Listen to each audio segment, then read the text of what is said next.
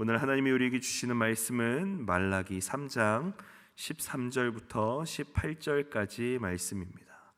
제가 가진 성경은 구약 1330페이지입니다. 우리 드라마 바이블로 함께 성경 봉독하도록 하겠습니다. 여호와가 이르노라. 너희가 완악한 말로 나를 대적하고도 이르기를 우리가 무슨 말로 주를 대적하였나이까 하는도다. 이는 너희가 말하기를 하나님을 섬기는 것이 헛되니 만군의 여호와 앞에서 그 명령을 지키며 슬프게 행하는 것이 무엇이 유익하리요. 지금 우리는 교만한 자가 복되다 하며 악을 행하는 자가 번성하며 하나님을 시험하는 자가 화를 면한다 하노라 함이라. 그때에 여호와를 경외하는 자들이 피차에 말하매 여호와께서 그것을 분명히 들으시고 여호와를 경외하는 자와 그 이름을 존중히 여기는 자를 위하여 여호와 앞에 있는 기념책에 기록하셨느니라. 만군의 여호와가 이르노라. 나는 내가 정한 날에 그들을 나의 특별한 소유로 삼을 것이요 또 사람이 자기를 섬기는 아들을 아낌같이 내가 그들을 아끼리니 그때 너희가 돌아와서 의인과 악인을 분별하고 하나님을 섬기는 자와 섬기지 아니하는 자를 분별하리라. 아멘. 오늘은 말라기 3장 13절부터 18절까지의 말씀을 가지고 그것을 분명히 들으시고 라는 제목으로 함께 말씀을 나누도록 하겠습니다.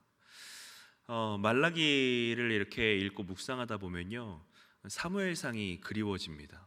어려우시죠? 네, 큐티를 이렇게 하시려고 성경을 읽으시다 보면 도대체 이게 무슨 말인가 하고 이야기가 좀 어려울 때가 있습니다. 그러나 오늘 말라기 3장 또 13절부터 18절까지의 말씀을 통해서 하나님께서 우리에게 주시는 분명한 메시지가 또 있다는 사실을 알게 됩니다. 우리가 오늘 그 메시지를 함께 잡고 기도하며 나아가기 원합니다. 우리가 간혹 삶을 살다 보면 그런 느낌을 받을 때가 있습니다. 하나님이 악한 자는 형통하게 하시고 선한 자는 좀 이렇게 힘들게 하시는. 그래서 우리가 이렇게 바깥을 이렇게 돌아다니다 보면 좀 이렇게 속된 말이지만 그런 말이 있습니다. 그 착한 사람이 이제 호구가 된다라는 거죠. 그리고 이제 AS 센터 같은 데 전화를 할 때도요, 진상을 좀 이렇게 부려야 해줍니다. 안 그러고 착하게 그냥 존중하면서 이렇게 이 물건이 좀 이렇게 잘 안 되는 것 같은데 뭐 이런 식으로 하면요, 고객님 저희 뭐 방침으로는 안 되고요, 뭐 이런 이야기들을 듣게 되죠. 그럼 주변에서 이런 얘기들을 해요. 그거 진상을 떨어야지. 그렇게 착하게 말하면 안 해줘. 그럼 우리는 그 말을 듣고 무슨 생각을 합니까? 내가 진상을 안 떨어서 손해를 봤나? 이런 생각을 하게 되는 거죠. 분명히 인과응보, 권선징악, 제가 어렸을 때부터 그리고 여러분들이 자라면서도 그런 것들을 배워왔을 겁니다. 선한 자는 그에 대해서 선으로 갚으시는 하나님을 우리가 경험하고 악한 자에 대해서는 심판하시는 하나님을 우리는 분명 배워왔고 들어왔는데 세상을 살다 보면 그렇지 않은 것을 경험할 때가 더 많다라고 하는 겁니다. 여러분, 오늘 말씀을 통해서 그게 결코 악인이 형통해 보이는 모습이 부러운 것이 아니며 혹은 선인이 고난 가운데에 있는 것 같을지라도 그것이 억울한 것이 아니라는 사실을 우리가 함께 아는 시간이 되었으면 좋겠습니다. 우리 말라기 3장 13절 말씀 같이 한번 읽어볼까요? 시작. 여호와가 이르노라. 너희가 완악한 말로 나를 대적하고도 이르기를 우리가 무슨 말로 주를 대적하였나이까 하는도다. 하나님이 말라기 선지자를 통해서 이스라엘 백성들에게 너희가 완악한 말로 나를 대적했다 이렇게 말씀하십니다. 그러면 이스라엘 백성들은 뭐라고 말해야 하나요? 주님 죄송합니다, 잘못했습니다 라고 해야 하는데 그렇게 말하지 않아요. 이스라엘은 우리가 무슨 말로 주를 대적하였나이까 이렇게 이야기를 해요. 대단하죠? 네, 대단합니다. 하나님이 더 대단하신 것 같아요. 이런 말을 듣고도 가만히 살려두는 걸 보면. 그런데 14절에서 이들이 어떤 말로 하나님을 대적하였는지에 대한 예가 하나 나와요. 14절 우리 같이 한번 읽어보도록 하겠습니다. 시작. 이는 너희가 말하기를 하나님을 섬기는 것이 헛되니 만군의 여호와 앞에서 그 명령을 지키며 슬프게 행하는 것이 무엇이 유익하리요? 여러분, 하나님은요 이스라엘 백성을 보호하고 지키셨는데 이스라엘 백성들은 그 은혜를 몰라요. 그리고 어떻게 말합니까? 하나님을 섬기는 것이 헛되다, 하나님의 명령을 지키는 것이 아무 유익이 없다, 이렇게 이야기를 합니다. 근데 여러분, 어쩌면 그게 우리의 모습 아닐까요? 하나님을 섬겼을 때 사실 눈에 딱히 보이는 보상이 우리에게 돌아오는 것 같지 않습니다. 그래서 요즘 우리 사무실에서 전도사님들을 보면요, 항상 이렇게 전화를 하시면서 어떻게든 목자를 세워보려고, 우리 교육부 목사님과 또 강도사님들은요 어떻게든 교사를 한번 세워보려고 엄청나게 많은 애를 씁니다. 왜 그럴까요? 교사를 해도요, 목자를 해도요, 사실 그게 상처밖에 안 생기거든요. 뭔가 이렇게 나에게 합당한 보상, 예를 들면 회사 같았으면 목자가 되면 팀장이 된다거나 지부장이 된다거나 지역장이 된다거나 해가지고 뭔가 정말 눈에 확실하게 보이는 월급이 이렇게 늘어나고, 아니면은 사람들이 나를 대하는 대접이 달라지고, 뭔가 다른 사람들에게 떵떵거릴 수 있을 만한 사회적 지위와 체면이 세워진다면 여러분, 그거 누가 안 하려고 하겠어요? 근데요, 교회에서 목자가 되고 목자장이 된다는 건 낮아지는 걸 의미하거든요. 더 아래에서 섬기는 걸 이야기하거든요. 그래서 쉽지가 않은 거예요. 그러니까 못하겠는 거죠. 그 마음을 충분히 이해합니다. 여기에서도 사실 이스라엘 백성들은 그런 것들을 계속 경험해 왔을 거예요. 하나님을 섬긴다고 섬겨봤는데 헛되다고 느껴지는 거죠. 내가 하나님 앞에 드릴 것을 다 드린다고 드려봤는데 아무 유익이 없다고 느껴져 버리는 거예요. 근데 여러분, 이 이스라엘 백성들의 지금 14절에서의 말이 결코 공적인 장소에서 공공연하게 말하는 말이 아닙니다. 어떤 말이냐면요, 그냥 이스라엘 백성들이 평소에 무심코 하던 말, 그냥 아무 생각 없이 그냥 자연스럽게 내가 느끼는 대로 나왔던 나의 행동들, 그것들이 종합되어서 나오는 게 바로 이 14절의 말입니다. 하나님을 섬기는 것이 헛되다, 하나님의 명령을 지키는 것이 아무 유익이 없다. 여러분, 그러다 보니까 어떻게 됩니까? 이스라엘 백성들 사이에서는요 공공연하게 이런 사상이 들어옵니다. 하나님을 섬겨도 아무 유익이 없다. 그러니 어떻게 됩니까? 형식적으로 하나님을 섬기게 되는 거예요. 그저 종교 행위를 하게 되는 겁니다. 모든 행동이 외식적으로 변하고 가식적으로 변하게 되는 겁니다. 그리고 그런 생각을 가지고 있으니까 어떻게까지 합니까? 흠 있는 제물을 하나님께 제물로 드리게까지 되는 거예요. 하나님이 살아계시는 것 같지 않으니까, 하나님을 섬기는 것이 아무 유익이 없는 것 같으니까 율법을 지키는 것도, 정의를 행하는 것도 아무 쓸모없게 느껴져 버리는 겁니다.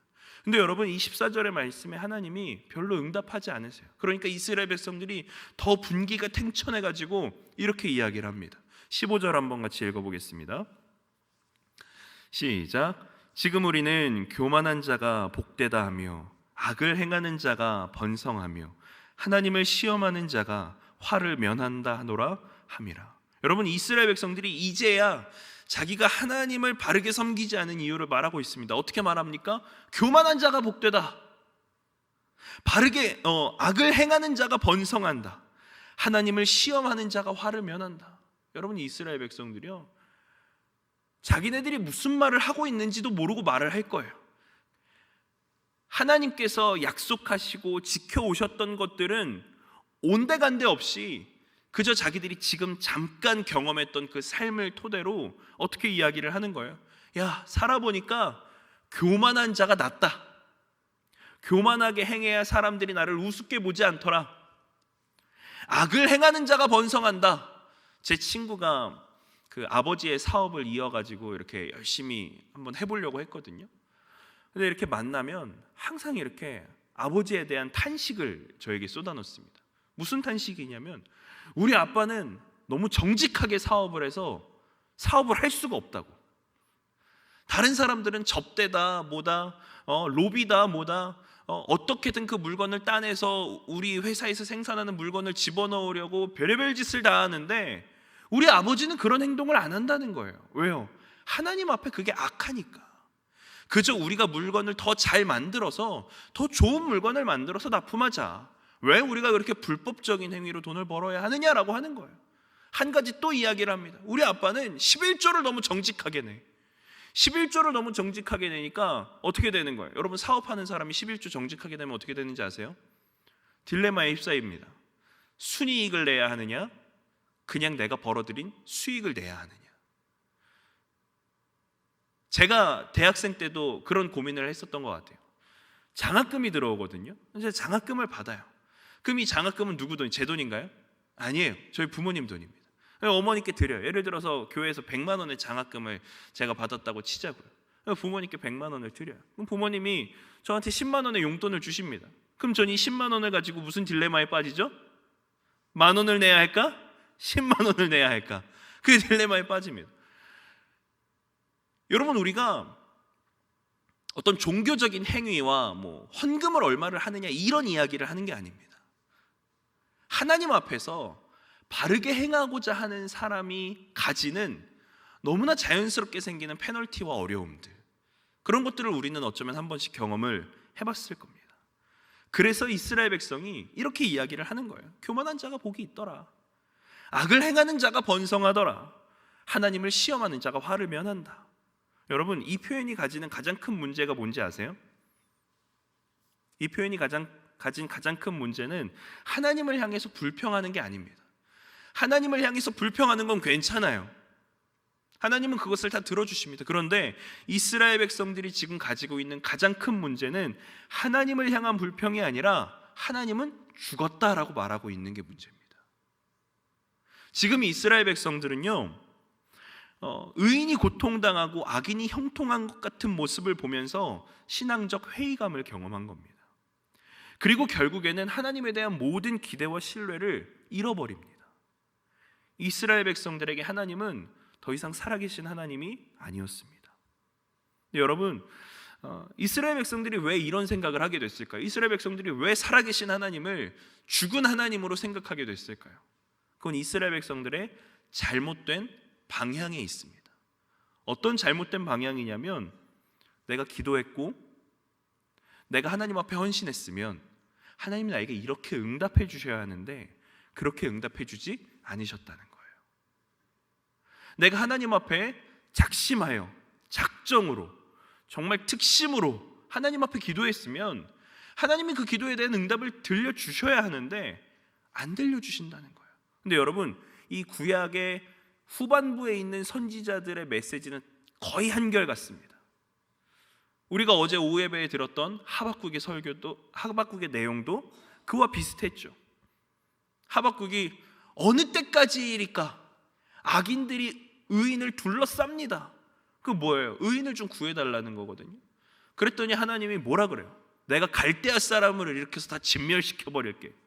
그랬더니 하박국이 뭐라 그래요? 하나님, 그래도요, 이스라엘 백성들 중에 악인이 있다고 해도요, 바벨론 사람들보단 아니거든요. 어떻게 악인을 들어서 의인을 심판하십니까? 그거 아니에요. 막 하박국이 하나님을 막 가르쳐요. 물론 나중에는 하박국이 하나님의 본 의의를 알게 되면서 우리가 너무나 잘 아는 무화과 나뭇잎이 마르고 포도의 나무 열매가 없고 그래도 난 여호와로 인하여 즐거워하리 이렇게 고백을 하지만, 우리들이 일반적으로 경험하는 기도와 또 하나님 앞에 바라고 간구하는 것들이 내가 원하는 대로 이루어지지 않을 때 하나님이 내 기도에 응답하지 않으셨어라고 이야기를 하는 겁니다. 그것이 계속 반복되니까 이 결과가 나타나는 겁니다. 근데 여러분, 생각해 보십시오. 하나님이 내 뜻에 맞추는 게 맞습니까? 내가 하나님 뜻에 맞추는 게 맞습니까? 내가 하나님 뜻에 맞추는 게 맞거든요. 그걸 하지 않으면 하나님은 날 싫어하셔. 하나님은 내 기도를 듣지 않으셔. 내가 이렇게 헌신해봐야, 특심해봐야 아무 소용도 없어. 이렇게 말하게 돼버리는 겁니다. 우리 16절 우리 같이 한번 읽어보도록 하겠습니다. 시작. 그때에 여호와를 경외하는 자들이 피차에 말하매 여호와께서 그것을 분명히 들으시고 여호와를 경외하는 자와 그 이름을 존중히 여기는 자를 위하여 여호와 앞에 있는 기념책에 기록하셨느니라. 자, 여러분, 여기서 반전이 일어납니다. 오늘 설교의 제목 사실 굉장히 많이 고민했습니다. 뭘 해야 할까? 오늘 설교의 제목은 그것을 분명히 들으시고입니다. 오늘 16절에 보니까 그때에 여호와를 경외하는 자들이 피차에 말하매 여호와께서 그것을 분명히 들으시고. 여러분, 하박국 때도 그랬지만 이 말라기 때에도 그렇습니다. 여호와를 경외하는 자들이 굉장히 적어요.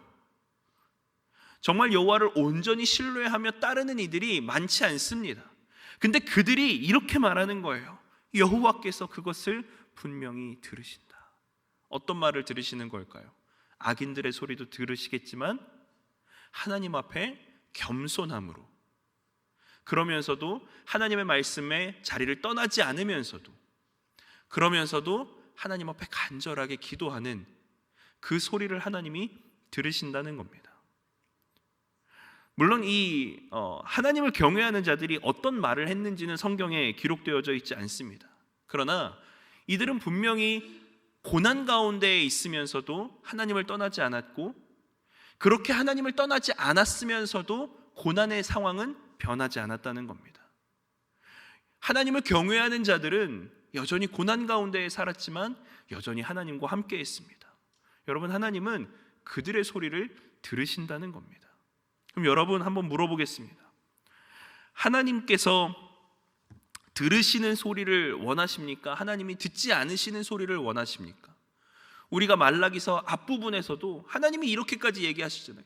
누가 나를 위해서 성전문을 좀 닫아줬으면 좋겠다. 여러분, 만약에 그게 성만교회를 향해서 울리는 하나님의 메시지라면 어떠실 것 같으세요? 너희가 매번 예배하고 예물을 드리고 내 앞에 나아온다고 하지만 누가 나를 위해서 성전문을 닫아줬으면 좋겠다. 이 얼마나 무섭고 끔찍한 이야기입니까? 여러분, 우리는 이 말씀을 두렵고 떨림으로 받아야 합니다. 우리 교회는 안 그래라고 하시면 안 돼요. 우리 교회도 그럴 수 있다라고 생각하셔야 됩니다. 하나님께서 우리에게 주시는 말씀을 들을 때 과연 나는 어떻게 살고 있는가? 나는 하나님 앞에서, 하나님, 내가 하나님을 섬겨도 아무 유익이 없잖아요. 하나님, 내가 하나님을 섬겨도 아무도 알아주지 않아요. 근데 내가 하나님을 왜 섬겨야 하죠? 나 그냥 섬김 받으면서만 살래요. 하나님, 내가 원하는 것도 안 들어주시면서 뭘 나한테 그렇게 요구하시는 게 많아요? 만약에 이게 우리의 모습이라면 우리는 말라기서에 나오는 이스라엘 백성의 모습과 크게 다르지 않을 수도 있습니다. 여러분, 하나님이 분명히 들으십니다. 가장 높은 곳에서 아름답게 울려 퍼지는 것처럼 보이지만 그 말에는 악독이 가득하고 율법도 지키지 않고 정의를 굳게 하고 다른 사람을 죽이는 소리가 좋아 보이십니까? 그렇다면 우리는 그 방향을 바꿔야 합니다. 세상 사람들이 아무도 귀를 기울여 주지 않고 아무도 인정해 주지 않는 소리라 할지라도, 가장 낮은 곳에서 아주 작게 신음하는 소리를 낸다 할지라도 하나님은 그 소리를 들으십니다. 그리고 우리는 그런 소리를 내야 합니다. 여러분, 신음은 누가 합니까? 고난당하는 자가 하죠. 고난은 누가 당합니까? 다른 사람을 섬기는 자가 고난을 당합니다. 나의 유익을 구하고 나의 안위가 먼저고 내가 먼저인 사람은 신음하지 않아요. 다른 사람을 신음하게 합니다. 여러분, 목사님들이 교회에서 꽤 무서워하는 성도님이 누군지 아세요? 목사님, 제가 여기 다 할게요. 얼마면 돼요? 이런 성도님을 무서워합니다. 왜 무서워하는지 아세요? 그게 어떻게 돌아올지 알거든요. 내가 이 교회에 헌금한 게 얼만데, 내가 이 교회에 기여한 게 얼마. 여러분, 여러분의 교회가 아니잖아요. 하나님의 교회잖아요. 근데 사람이 그래요. 아름답게 들리는 소리처럼 들리지만 그게 하나님의 뜻이 아니라는 것입니다. 같이 마음을 모으고 함께 교회를 세워가고 공동체를 세워가는 것에 신음하는 소리는 필수 불가결하게 필요합니다. 왜냐하면 연약한 사람이 있거든요. 연약한 사람을 세울 때는요, 마치 부모가 갓난아기를 양육하듯이 모든 것을 내던져 헌신해야 합니다. 그게 되지 않으면 아이는 자랄 수가 없어요. 돌도 안 된 아이에게 네가 알아서 밥 먹어, 넌 손이 없니 발이 없니, 이러면요 얘는 굶어 죽습니다. 그럼 어떻게 해야 해요? 이유식을 만들어야 하고요, 밤낮 깨어가지고 애 분유를 먹여야 하고요, 씻겨야 하고요, 옷을 갈아입혀야 해요. 아프면 병원에 데리고 가야 합니다. 그걸 안 하면 어떻게 돼요? 아이는 죽습니다. 교회 안에 그러한 사람들이 있어요. 그리고 하나님은 그들을 돕고 섬기라고 하십니다. 근데 그들을 돕고 섬기려면 가장 낮은 곳에서 신음하는 자의 소리가 필요합니다. 여러분, 그러면 그 자리를 우리가 가야 하지 않겠어요? 최소한 새벽 예배에 함께 하나님 앞에 기도함으로 나온다고 하시는 분들은 과연 내가 신음하는 자리에 있는가 고민해 보셔야 합니다. 제가 여러분들이 어떤 직분을 어떻게 섬기고 계신지 몰라서 이런 위험한 말들을 함부로 쏟아내지만 우리가 하나님 앞에서 정말로 진지하게 고민해 봐야 하는 문제일 것입니다. 여기서 성경이 이제 설교가 맞춰지면 좋겠지만 17, 18절이 남아서 간단하게 함께 나누겠습니다. 17절, 18절 같이 한번 읽겠습니다. 시작. 만군의 여호와가 이르노라. 나는 내가 정한 날에 그들을 나의 특별한 소유로 삼을 것이요 또 사람이 자기를 섬기는 아들을 아낌같이 내가 그들을 아끼리니 그때에 너희가 돌아와서 의인과 악인을 분별하고 하나님을 섬기는 자와 섬기지 아니하는 자를 분별하리라. 하나님이 이제 선포하십니다. 나는 내가 정한 날에 그들을 나의 특별한 소유로 삼을 것이다. 그리고 의인과 악인을 분별하여 하나님을 섬기는 자와 섬기지 않는 자를 분별할 것이다. 여러분 보세요. 신음하는 자의 소리를 들으시는 하나님은요, 그를 일으키십니다. 그리고 영광 받게 하십니다. 그게 하나님의 뜻이에요. 아픈 자는요, 고침 받게 하시는 것이 하나님의 뜻입니다. 여러분, 하나님께서는요 결코 공의로우신 하나님이기 때문에 우리가 선을 행해도 고난당하고 아픔 가운데 있는 것을 그냥 두고 보시는 하나님은 아니에요. 분명히 그를 일으켜 세워서 영광의 면류관을 씌우시는 하나님입니다. 그런데 그때가 지금은 아닐 수 있어요. 우리는 그게 지금이었으면 좋겠잖아요. 지금이 아닐 수는 있어요. 그래서 오늘 성경을 보니까 내가 정한 날에, 말라기서에 있는 이 때는 아마도 예수님의 재림의 때를 이야기를 할 것입니다. 그때가 언제인지 우리는 알 수 없지만 하나님은 우리를 결코 가장 낮은 자리에서 신음하는 자리에서 머물게만 하지 않으십니다. 고생했다, 수고했다, 너가 정말 착하고 충성되게 나의 역할을 감당하였구나, 내가 너의 신음하는 소리를 들었다, 그것을 인정해 주시고 응답해 주실 날이 분명히 온다는 겁니다. 여러분, 우리는 그 날과 때가 올 때까지 하나님이 말씀하시는 그 자리에서 묵묵히 하나님의 일을 수행해 나가야 합니다. 그게 자기를 부인하고 예수님이 우리에게 지워주시는 십자가를 지고 가는 길일 것입니다. 우리가 하나님 앞에서 정말 어렵고 힘들지만 정말로 다 포기하고 그냥 하나님이랑 나랑 그냥 행복하고 즐거운 신앙생활만 했으면 좋겠다, 다른 사람들 아무도 신경 안 쓰고, 그런 마음이 들 때도 분명히 있을 수 있겠지만 하나님은 도대체 내 기도에 왜 응답하지 않으실까 불평과 불만이 생길 수도 있지만, 그러나 하나님은 분명히 들으신다는 사실을 우리가 오늘 말씀을 통해서 기억하시고 우리의 남은 삶을 살아갈 때에 하나님 듣고 계시죠? 하나님 다 아시죠? 내가요 이 영혼을 섬기기 위해, 내가요 이 교회를 섬기기 위해 이렇게까지 하는 거예요. 하나님 분명히 기억하셔야 돼요. 분명히 그날에 갚아주셔야 해요. 그렇게 우리가 하나님 앞에 소통하고 기도하면서 우리의 날들을 보내는 저와 여러분들이 되길 주님의 이름으로 축복합니다.